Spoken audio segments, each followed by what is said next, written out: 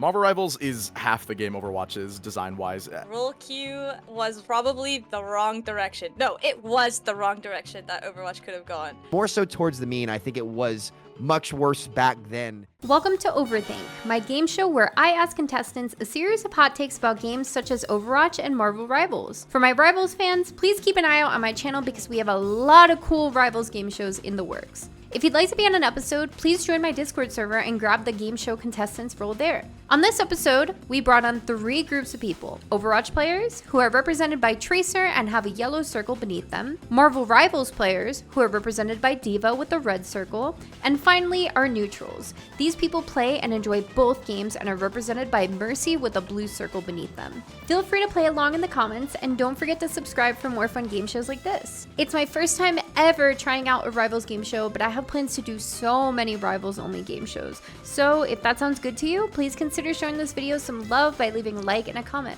But anyways, I hope you enjoy the video. DPS/Duelist players have the biggest egos that don't match up to the difficulty of their heroes.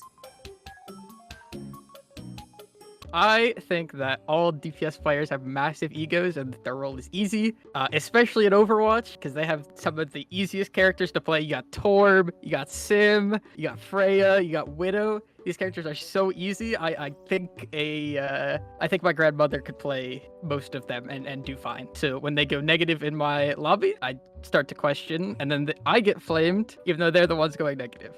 I personally think a lot of them do have really big egos, but I don't think that necessarily like all of them do. I'm not gonna like generalize, and it is a difficult role, DPS, and I wouldn't know about Marvel Rivals, but it's not so difficult to where like you have to have the biggest ego like to have to be like to be that way, if that makes any sense. I think that it kind of depends on like what damage heroes you're playing. Like I think if you're in Rivals and you're just one-tricking Hela, or if you're in Overwatch and you're one-tricking Hanzo or Widow, like yeah, you have huge, ginormous egos, and all you kind of do is sit in the back and point and click. But I'm not like full agree, because I do think like the flex DPS role in Overwatch and kind of the equivalent in Rivals is pretty difficult. So like it would be like Star-Lord, be Psylocke in Rivals, and then like Tracer, I don't know, the run around characters that like get in there, like Genji and stuff. Those characters are pretty freaking difficult and require a lot of game sense to pull off. So yes, I think those characters also have really big egos, but I think for some of the characters it's deserved, and for some of it it's like you just kind of sit back and point and click and you don't deserve that at all. And what role do you think is the hardest usually in games? I would say in Overwatch it's probably tank, especially in like the 1-2-2 format or 5v5 format. In Rivals, I don't know, it's also probably tank. Tank is just hard. People expect a lot out of you. Gasklin, I think you were in disagree before, right? Yeah. Did you change your mind? Yeah, Armory made a really good point. I was going to say disagree because I don't think DPS is the hardest role in the game. I think DPS is the hardest role in the game. But I think that Armory made a really good point with like characters like Hela, who is like absurdly easy. You literally sit at the back of the map and just shoot people. And I think it's probably just as simple as that. I think DPS is the hardest role in the game. I think there's way too many like factors to look out for on DPS, especially with like characters like Star-Lord or characters that you have to take a lot of risk to get value. And there's a lot of characters in the game that you have to take a lot of risk to get value, especially right now. Spider-Man, Iron Fist. So it's mainly like the biggest part of that statement. I don't think that DPS heroes have the biggest ego in Marvel Rivals or in Overwatch. And I think it more so is that there are a lot of easy DPS heroes, but as you climb the ranks in either game, you have to start playing for the most part. There's a lot of characters that just don't become viable, like specifically in Overwatch. Like it's really hard to one-trick a character like Torbjorn or Symmetra to get top 500. And then as well, I honestly think support players have the biggest ego when it comes down to it, as we saw with the support strike in Marvel Rivals recently. Like, people think that just because they can go characters like Cloak and Dagger, like Luna Snow, and just pop their ult every fight and just keep their team infinitely alive, that it makes them, like, just so good at the game compared to everyone else, and like, oh, you need me on the team. And I feel like support players will constantly hype up how much value they provide to the team, when honestly, and like, this isn't to shame support players, but when I play support in either game, it's kind of just like a nice little break. I don't have to try nearly as hard as I do on DPS or tank. I don't think there's only like 1 or 2 supports in Marvel Rivals or in Overwatch that I would say are as hard as some of the hardest DPS heroes or tank heroes in either game. And I think tank is the hardest role and the most important role in both games for sure. Overwatch's recent success is due to the competition that Marvel Rivals brings. I think that Overwatch was getting super complacent before Rivals was released and getting a lot of traction. I think from a third-party perspective, without obviously seeing from the inside of Blizzard, it just definitely looks like it was 100% Rivals giving them a kick in the butt, telling them, hey, like, we're here and we're here to stay, you know? So it just looks like that from an outside perspective.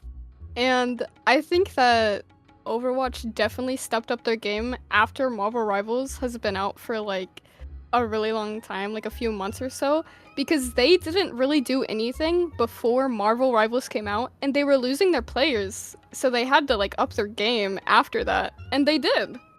And I think that's probably the reason, is because of Marvel Rivals. So, question to the people in Agree. Do you guys think that like all the stuff that Overwatch has been doing lately came kind of into the works after Marvel Rivals was like announced and they saw the competition? Or do you think it was like in the works beforehand, but they kind of accelerated the timeline due to the competition? Not everything came directly from Rivals, being another hero shooter in the industry. But like obviously like Stadium, they had to have been working on that for a while. Maybe it came from like scrapped PvE content or something. Like you can't just like pull that out of your butt in like a couple months and be like, here you go, we made this just because of Rivals, right? I don't think that's what happened, so maybe I should be in somewhat agree. But it definitely feels like the hero bans they put in, and like, I don't know, just a lot of stuff. It seems like they were like, we didn't do this years ago because we thought it was a bad idea, and then Rivals did it, and now we put it in like a month later. Like, that was definitely directly from Rivals being a direct competitor in the scene. And I do think they kind of put their best foot forward, maybe with some like cosmetics and like a lot of stuff like that. So I don't know, I definitely think it's good for the game, it's healthy for the game. I do think Blizzard is very aware, they're smart, they're not dumb, and they made some money moves to make sure people still recognize them as a good hero shooter. So I definitely think so. Let's move on to the somewhat agreeers. Also, I just want to point out it's interesting to see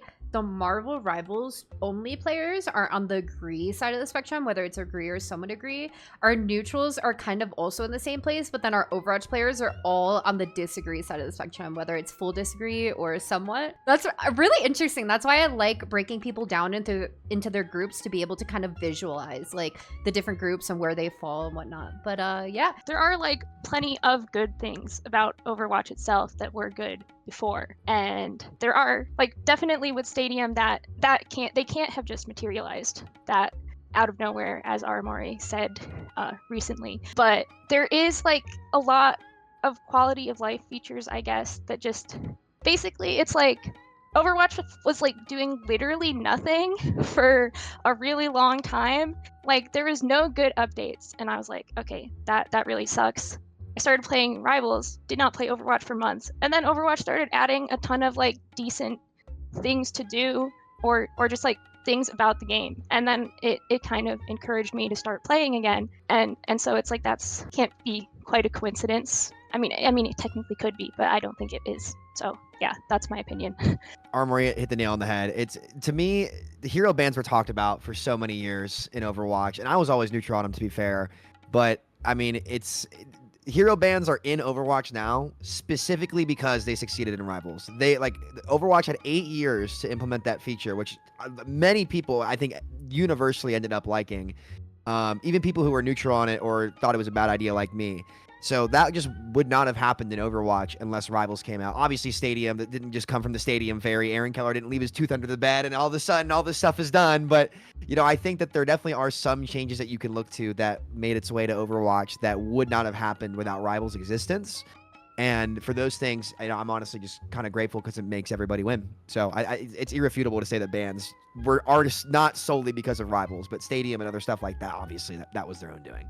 All right, Marlia here. So I somewhat disagree, and I don't have too much to say on it, but I do somewhat disagree because I do feel there are features that definitely had to be in development for a while, like Stadium, for example. I don't think Rivals coming out is the reason that Stadium came out. I feel like that's been in the works for a while, but overall, I think maybe there are some ways that things were sped up because of Rivals coming out, but as a whole, I just think a lot of these things that Overwatch has added recently have been in development for a while, and since Rivals is a thing now, people are just kind of putting the blame on that, instead of just assuming that Overwatch has been working on these things for a while.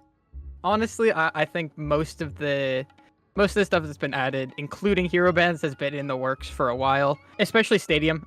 There's no way they can pump that out in like 2 months or however long Marvel Rivals has been out. And with the hero band side of the argument, I think it's something that's definitely been asked for a lot, and it's been under consideration for a long time. They've talked about it in a bunch of dev blogs and stuff. So I think it's definitely something that was unaffected by Marvel Rivals coming out. I mean, dev time is not like dev time for something like Stadium or like even hero bands is pretty hard to implement, in my opinion. And 6 months is not enough time.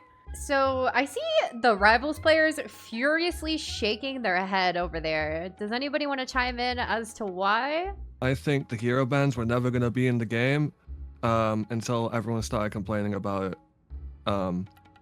Like, good example is a lot of Overwatch content creators started playing Rivals, and they really liked the draft system and the band system, and then they went back to Overwatch and they started complaining, and I saw it on Twitter. And I just feel like this would never have happened if that didn't happen. I know it's a cause and effect. Is there anybody that would like to change their stance after hearing others speak? Because honestly, if I'm being honest, I didn't really consider hero bands as much as I probably should have when I was thinking about this. But then the more I've kind of thought about it, the more I'm like, obviously we got hero bands and the stupid hero weekly lockout thing that alternated like 4 or 5 years ago, whatever it was. And I think the thing is that I think from a developer standpoint, I don't actually think these things are that hard to implement. I do think that Marvel Rivals definitely sped up the process of hero bands being implemented, but I think with the big changes that we've been seeing to the game recently, with all the new content with Stadium and other things, I do think hero bands were always going to be where they were headed, but I just think that they sped up the process of integrating them. Because I think we can all agree that there are a few problems with the current hero band system, and I think that it got maybe a little bit rushed out just because everyone was like, oh, I actually really like the draft system, Marvel Rivals, they should add this to Overwatch. That's a little bit why I changed my standpoint. Yeah, I think it only makes sense, right? Like, I think the biggest change for Overwatch recently was Stadium, and I don't think that was influenced by Marvel Rivals at all. But I do think Marvel Rivals definitely accelerated a lot of these updates, and that's why I'm still over on like somewhat like agree. And I'm still like hard disagreeing on the ban thing. I really don't think they were going to implement it. Oh, Rivals players, forgive me for this one. I've seen it a lot. All right, I'm a neutral party here. I like both games. Please do not cancel me, okay? All right, Marvel Rivals copied a lot of character designs from Overwatch and other games. I mean, I think that they got inspiration from a lot of other games and titles. I mean, this is just kind of how game design works in general. It's like or art in general. You go and you look at things that you like from something, and then you make your own spin and your own vision on it. And that's really what they did. I mean, there's a lot of overlap in terms of thematics for a lot of the characters, but when they actually get implemented into the game, they play really differently, and it's still really fun. But in the same way that Overwatch definitely had inspiration from TF2, like it's undeniable that Marvel Rivals and Chinese game devs are infamous for this stuff too. It's where it's like, yo, they'll take a North American game or like a format or like a style, which is what Overwatch 1 is, and then they made their own version of it. And it's still innovation. I feel like when people talk about copying, there's a negative connotation to it, but I actually think it's good. It's a sign of growth and I guess exploration in a genre and a breath of fresh air in a genre where, you know, the same thing Overwatch did to TF2, I think Rivals kind of did to Overwatch. And a lot of that comes from similar designs and improving upon existing work. That's just the process of these things. And I think it's a good thing, personally. I think everybody wins from that. So I picked somewhat agree because kind of like what Samito said, there are definitely things that are very similar, but at the end of the day, games are going to take things from other games because there's only so much that you can add, especially for shooter games with certain characters. So overall, I think that there are things that Rivals did end up taking from Overwatch. They just did it in their own way and made things different. But like I said, there's only so many different things that they can add into a new kind of game. So there was going to have to be inspiration in some way or another for it. You pissed Aramori off so much she self-destructed. I'm more neutral on this stance because I can understand that they can take inspiration or they can take they can copy things from certain things. I can understand like seeing that from certain characters, certain like aspects of the game, but at the same time, it's not necessarily straight up like hey, they copied almost everything. The reason why I'm saying neutral is because I see both games as some just kind of their own thing, but at the same time they're kind of pushing each other to be like, like to be in a way like similar or whatever. It's a bit hard to explain on my end, but I think that's why I'm more on the neutral side, because I think it's not too big of a deal for me anyway. So I was gonna use my neutral on this, but like no, I want to save it. So for me, I was working on a video about Reinhardt recently, and then I realized in Marvel Rivals there's not really a Reinhardt clone, really. I don't really think there's any tank that reminds me of Reinhardt, and then I started to look at the other characters, and I'm like, there's actually really not that many Marvel Rivals characters that to me are like one-to-one Overwatch clones. Like even a character like people say, like, oh, Punisher is just like Bastion. I was like, I just feel like even those designs are so different to me. And there's nothing wrong, obviously, like other people were saying about them taking inspiration from Overwatch's designs, because that's just the nature of game design, is just taking inspiration then trying to innovate upon it. I honestly think just with the way Marvel Rivals plays, it being third person, a much kind of floatier, slower game, I really don't actually think there's that much overlap between the core game designs of like 90% of the heroes, in my opinion. I think inspiration doesn't mean copying. I think copying is like a one-to-one. I do think that a lot of game companies and just companies in general do take inspiration. I'll use League of Legends, for example. It was a practical like one-to-one like copy from Duo. I don't think that's what Marvel Rivals is with Overwatch at all. I think a lot of, like, I would say like 90% of the character's core design is very unique in the game. And the only character that would come to mind that could really be seen as a one-to-one is probably Black Widow to Widowmaker. But that's it. Like, I can't really see much else. Is there anybody who, Armori's pre-jacking, go back to your circle. Is there anybody who would like to change their stance after hearing others speak? Art went from agree to somewhat agree, but Icy Owl went from disagree to agree. Icy Owl, let's start with you. Yeah, I was just in the wrong circle, I'll be honest. Oh my goodness. All right, Armori, why'd you swap? I think I could have been in somewhat agree from the beginning, but yeah, I definitely think it's like inspiration was drawn from a lot of other games from the Rivals devs. And if I'm honest, if I think of like copying just is like, we took Tracer and we put Tracer into Marvel Rivals. And that's not exactly what happened. Like, Star-Lord is probably like the one-to-one for Tracer, and he can like fly around and his ult's completely different, and he's got like spins and stuff like that. So yeah, I don't know. And then even like we said like Black Widow is like almost like the one-to-one for Widow in Overwatch, which is like true. They have like the same name even, right? It just kind of makes sense. But even Black Widow in Rivals, like she's built upon, right? She can like grab people who go on top of her and like toss them around and kick them and stuff. So yeah, I definitely think it's inspiration. I don't think it's bad at all that they took inspiration from other games, right? Like you can see what works in these other games and you can be like, I know how to make this better, and I think that's awesome. And I think devs definitely should not be as scared of doing that, right? It's like Tamino said, it's like an art form. But yeah, I don't think it's like directly one-to-one copying. That's why I moved. Rivals has a more toxic community than Overwatch ever has.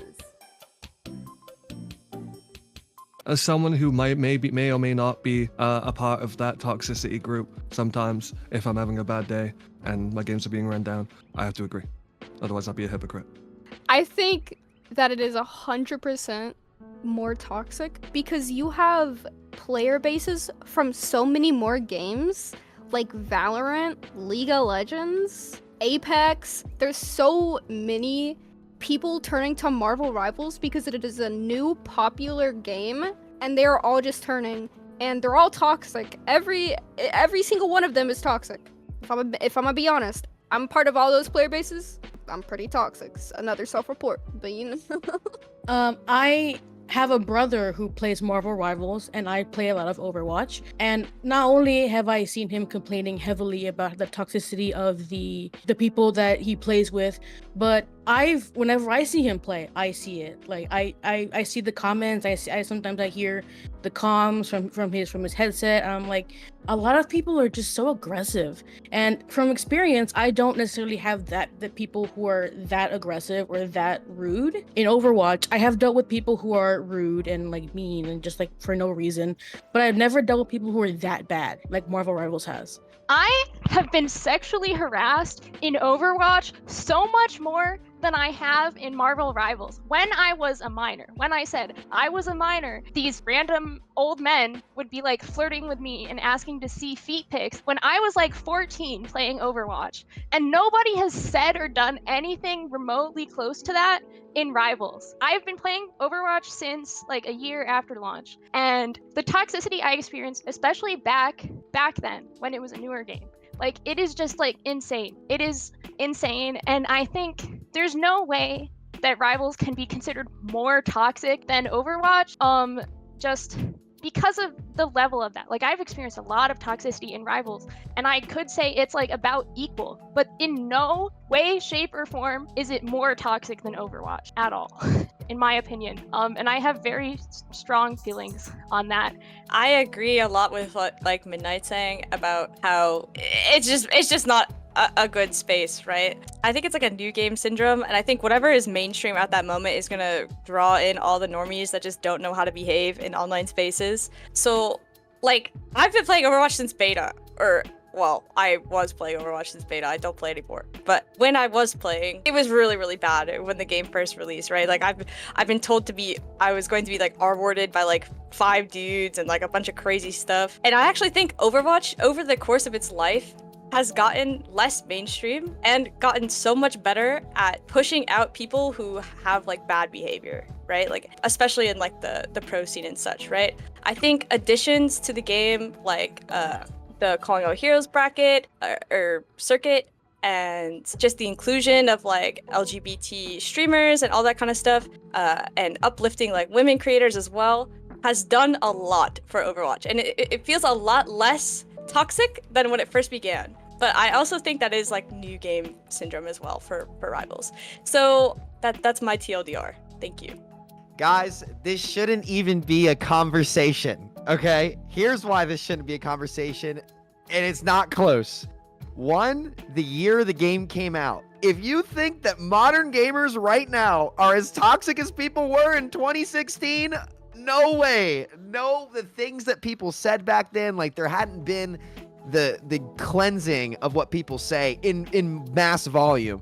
Number 2, if you need any indication of how toxic Overwatch was, go watch the Throverwatch animated shorts. There were literal animations dedicated to how toxic ranked was, and there were like 4 of them that were honestly kind of funny and accurate. Like it was so on brand for what, oh god, the Volskaya incident. Like back then, report systems weren't as strict. What people were saying, it's not about what title attracts what people, it's more about like the times. And I think solely because we were still coming out of like the Call of Duty era in 2016, the stuff that people were saying was in general just much more offensive than what it is now, because you're always going to have the bad actors, but more so towards the mean. I think it was much worse back then than it is now. I'm not saying it doesn't happen, but back then, like there are literal animations dedicated to how toxic Overwatch was. And I just don't think Rivals is...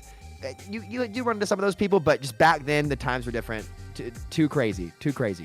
All right. So you have some people agreeing with you, but you also have some people who are violently shaking their head that whole time in the agree. Do either of you want to speak up on the disagreeers? So for some of us who, playing, Black Ops 2 back in the day, search and destroy lobbies and everything, some of the stuff you would hear was obviously insane, and you can't even say that nowadays without getting auto-banned. Yes, I know, it makes me old as hell. I think that the problem is now, though, is you could have someone where you guys were talking smack to each other, and then just kind of like laugh it off and everything. Like a lot of the times in a lot of those lobbies, like some of those people were like very angry, obviously, but a lot of the time it was just kind of like smack talk and trash talk, and yes, it would go way too far, but I think a lot of people were more casual. I think people care way more about winning in video games now than they ever have. And I think that one thing, I was even going to move to somewhat agree actually at the start, but I think the thing is that I don't necessarily think Marvel Rivals has a more toxic player base than Overwatch, because a lot of the Overwatch players play Marvel Rivals now. This is all comprised of the same group of people who've been playing video games for so long. And nowadays, where esports is such a big thing, everyone wants to be a pro streamer. Like, winning matters so much, and people are willing to be nasty and horrible to literally anyone they think is throwing their game or isn't playing the way they want them to. And I remember back, even when Overwatch first came out, yeah, people did take it super seriously for the longest time. But a lot of those people who were super toxic, only cared about winning, legitimately never wanted to have fun doing anything, or were so mean to everybody on their team. I think a lot of those people stopped playing around like 2018, 19. They moved to like Apex Legends, then they moved to Valorant. Now we see a lot of those players coming back to Marvel Rivals. And I think I'm shocked at how toxic the Marvel Rivals fan base has gotten, given that it's only actually been out for about 6 months. Like, I did not think anything like the whole like support strike thing that I brought up earlier, like that situation is still insane to me. The toxicity around that was something that, Overwatch took probably like a couple years to get to a point like that, in my opinion. Is there anybody that would like to change their stance after hearing others speak? I can see both sides, and I can kind of see where people are coming from in the sense that of like past like the start of Overwatch, especially with the new game syndrome thing.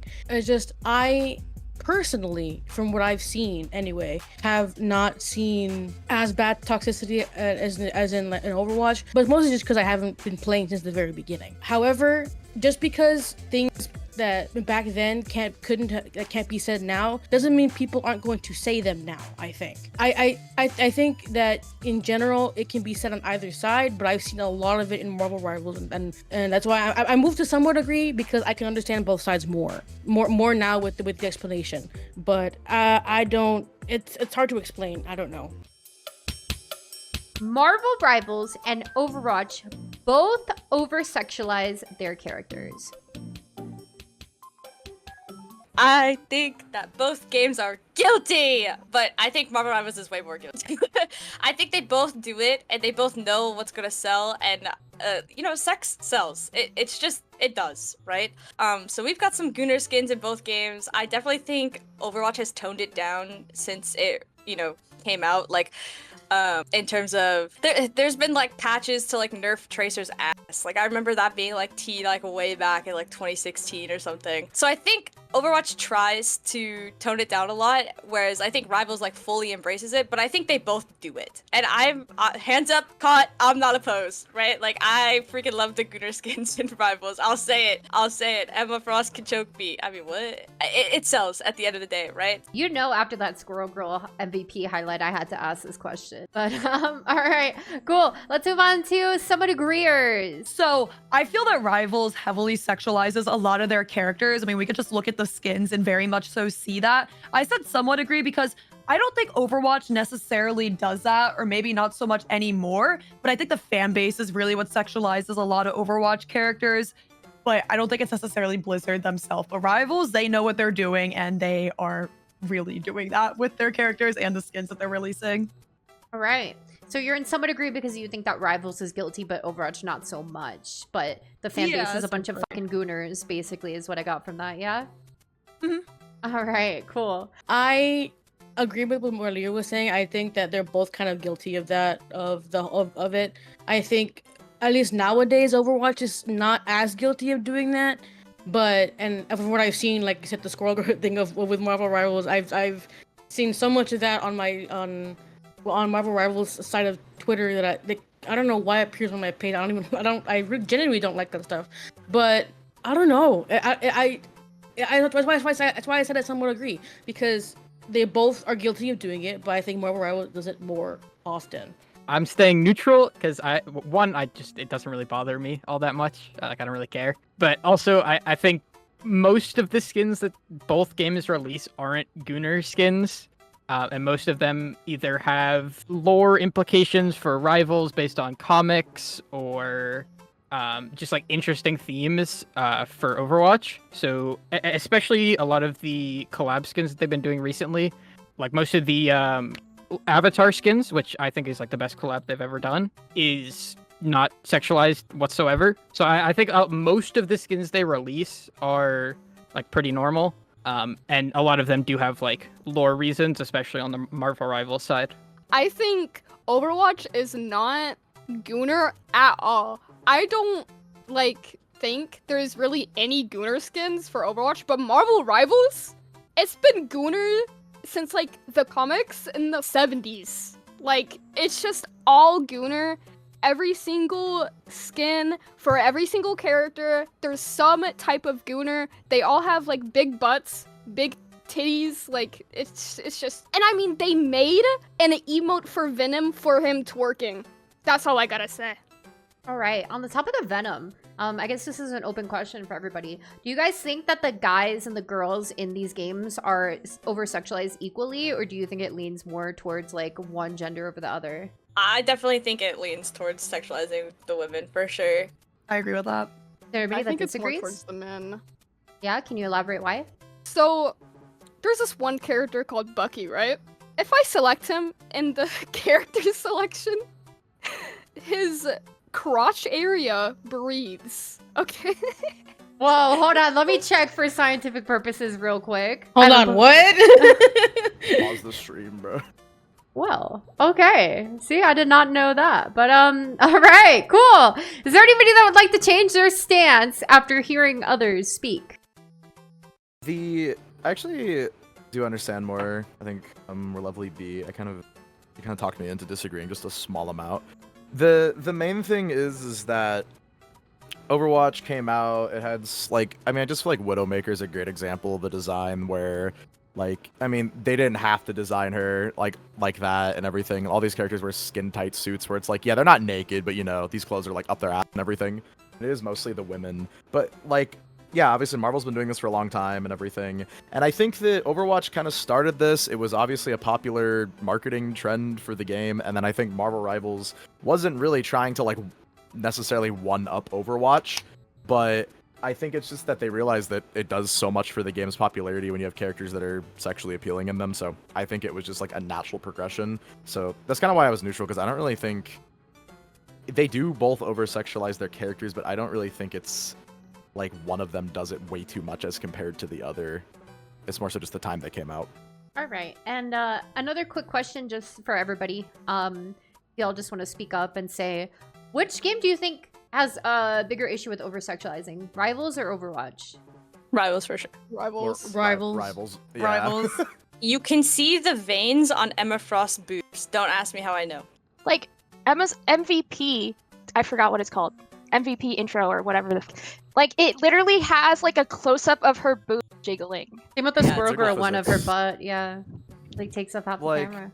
Like B was saying, the reason like Bucky's crotch breathes when you select him is like Marvel Rivals just has these weird, like, that one loading screen when Invisible Woman came out and like her, like, I don't know how else to say it, but her breasts were just like moving every time she was like breathing. It's like they have these really weird motion animations that just add a lot of motion to certain parts of characters' bodies. It's just very odd. All right, our next one. I apologize. This is not my opinion, but I gotta ask it. I see this discussed everywhere, okay? Especially with the Marvel Rivals support strike that was happening. I gotta ask, all right? Support is usually the easiest role in most games. Hi, I'm Arbori. I'm a professional strategist player for Sentinels and Marvel Rivals, so I can say all support players are dog shit. No, I'm sorry. There's my Twitter that person interaction was clip. right.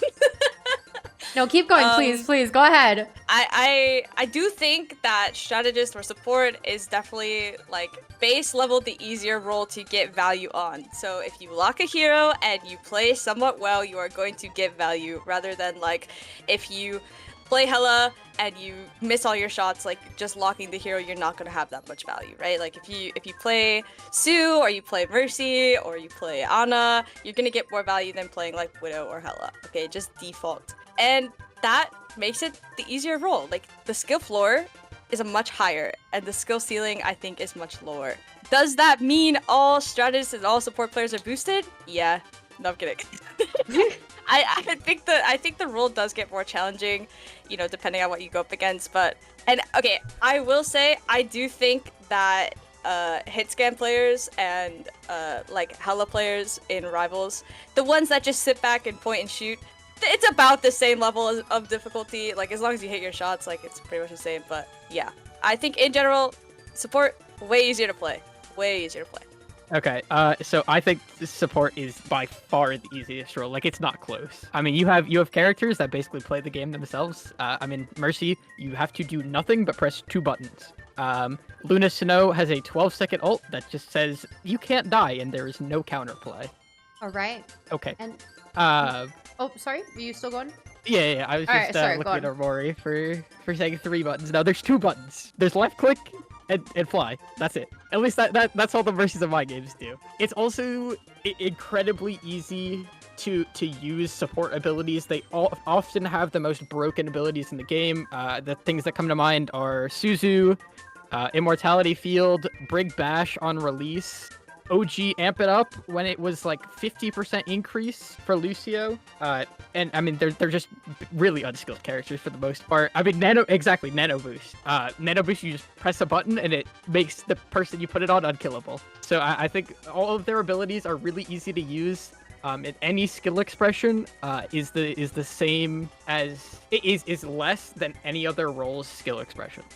Also, you don't have to position correctly. You just kind of position around your tank, and you're in a good position most of the time.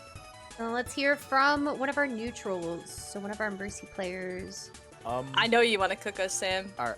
I was about to say, I'm shocked Samito's not jumping out this one. Yeah. I mean, I could. There's just listen. I had my time in Brig Jail too. I guess sure. Why not? You guys want me to? I'm Sam. I mean, it's not even a competition. Yeah. Like support by its nature is the lowest risk role in the game. That's not to say people always conflate that with not being skilled. Like there's a skill curve to support. It's just like the things that you need to learn to get value on support are not as difficult as some of the high risk DPS characters, and especially the tanks. It's just the nature of the role. Like, you're not supposed to frontline, and if you are going to be frontlining for most of the game, you naturally are going to be at more risk, you know? So, like, just by playing the role properly, it is easier. So it's not a knock. It's just how the role is supposed to play if you're playing it correctly. Unless you want to flank Moira, in which case, I'm not even gonna get started. You want it only 45 seconds. This could be 45 minutes. I'm not gonna sit here and say that support is a hard role. I'm not gonna sit here and say that DPS and tank are easy roles. I'm going to sit here and say that support isn't as easy as a lot of people think it is. I don't play support that often, but it's mostly because I'm not necessarily a support player. I do have friends that do play support a lot more often than I do, and I see what they have to deal with. I see what the people charging in when they're not supposed to be charging in. I see the people getting out of line of sight. I see people positioning themselves in bad positions, including myself sometimes when I know that I'm just being a bit too confident in my plays. And I can understand that people think it's kind of easy to just heal, point and click, heal kind of thing. But it's not. I genuinely don't think support's not an easy role to play. There are so many different things that DPS and tanks can do that kind of frustrate and or get supports upset. And I understand pushing up. I understand needing to make a move, but it's not that I just generally don't think that support is an easy role, especially when they have to focus on so many different things. Like every type of player to tank, DPS, support have to deal with these different types of things. But support doesn't just point and click. They don't just like do whatever, like position wherever just to be safe. They have things to do besides just heal. Like they're called support for a reason. If there were healers, they'd be called healers. Okay, so this is going to be kind of spicy, I suppose, but I think even though support may be mechanically easy, it is mentally extremely taxing, especially when you get blamed for everything that goes wrong. Even if you didn't do anything to cause the thing that went wrong, everyone blames you for it. And everyone blames you when they die for their own mistake. Everyone blames you if they're across the map doing, like, just making out with a wall. Like, it's extremely unpleasant, and I feel like in general, like, support players get shit the most for things that aren't their mistake, or when they do make a mistake, it's a lot more noticeable to anyone, because like if a DPS makes a mistake, most of the time the other people won't notice. Nobody will know. The DPS probably won't know, and then they'll like go D-rank and be stuck in bronze forever. Roll queue is better than open queue. So real quick, just in case any rivals only players, I don't know if that's really like a term. Basically, roll queue is like a role lock, like you queue for a role like tank, DPS, support, whatever, and then you load into that game and you're stuck on that role. As opposed to rivals is only open queue, where you just load into a game and you play whatever role and everybody plays whatever, but the downside being that you can have 6 duelists on a team or whatever. So just a reminder of the hot take. Roll queue is better than open queue. I really don't know why Savita's over there after saying he got stuck in break jail. But I think the biggest problem is things like triple support, triple tank, or 4 tanks and 2 supports, or 4 DPS, 1 ball, and a mercy. It's just unfun to play against. It's unfun to play. And when you don't have a roll lock, things like goats are around for 2 years straight. And as like if you played competitively on a team, all anybody did was run goats. There was no adaptation. There was no attempted adaptation. You had a team once in a while try and run a Pharah comp, but it was as soon as it didn't work, they just switched back to goats, and it was so unfun. Personally, I prefer roll queue. That's why mostly I somewhat agree. I can understand why some people prefer open queue for certain aspects of the game, but personally, from experience, I think roll queue is a little bit better just for like the overall balance of everything. That's just the way I see it, though. I can like I said before, it's easy to see why people disagree or see otherwise, but I also just couldn't stand in neutral, so that's why it's kind of why I'm here also. So I agree, because there is a huge problem in Rivals with like everyone wanting to play DPS, and then it's very common to end up as the only tank or the only healer, and then everyone gets screwed over and no one switches until like 5 minutes into the match when we're already like about to lose. It's incredibly frustrating, and the flexibility to be able to switch into a character that's in a different role is really nice, and ideally in a perfect world where everybody like played in a coordinated way and was willing to flex, like that would be perfectly fine without a role queue. But I think that in some cases it is necessary, and I think it will be necessary if everyone wanting to be a DPS continues to be like an ongoing issue. Because it is not fun to be an only healer in a team with no tank and 5 DPS. It's not very fun at all. No. Now let's move on to the disagree. I saw the Mercies bonding over there. They were like touching staff tips and drawing on the floor with each other. Do either of you have anything you want to add on? And then we could also hear from Armory. With Roku, there is no spice in teams. You can't go 4 DPS, 2 supports. There's no spice. The game for Overwatch has been ruined ever since they added Roku, and I stand by that. It's so boring, and the queues are so long for specific types of roles. It's terrible. I think role queue was probably the wrong direction. No, it was the wrong direction that Overwatch could have gone. And I was even pro role queue back in the day. I was like, yeah, I'm sick of getting 5 DPS players on my team. This sucks. But now I see the error of my ways. I miss open queue Overwatch, like for what it was. I miss getting pooped on Mercy and going back into spawn and swapping Widow and shooting their Pharah out of their sky on cough maps. Oh my god, the serotonin that gave me, it was like nothing else. It was like nothing else. And I honestly think it's so crazy to me because Rivals competitive right now, the meta is 2-2-2 comps. There's times where people will play like triple tank or triple support, right? But the meta for the most part is 2-2-2. And it's so crazy that it just depends on hero bans and picks, really, on what comps you play and like what map, right? And I think if Overwatch had just done hero bans way back then, we wouldn't have had 2 years of goats and 2 years of trying to counter goats and then ending up with role queue. Like, I just can't believe it took so long for Blizzard to be like, you know what? Role queue, hero bans, that's a good idea. And I just can't fathom it. It actually like drives me crazy. But anyways, and for people that say like, oh, you know, you're just gonna get triple tank meta, it's gonna be so stale. That just has not been a thing. And there's so many new things to counter it in Rivals 2 coming out all the time.